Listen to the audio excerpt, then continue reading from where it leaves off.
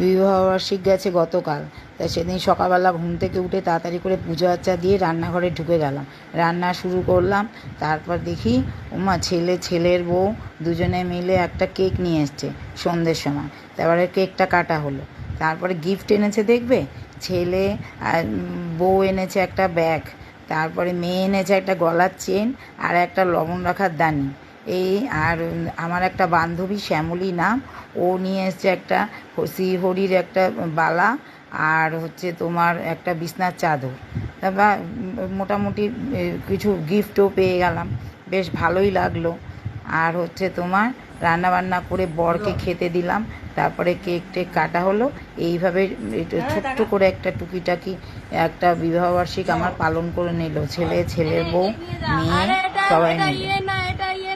দেখো বন্ধুরা, তোমরা কেমন লাগছে আমাকে একটু কমেন্ট করো, কেমন লাগলো তোমাদের আমার এই ভিডিওটা।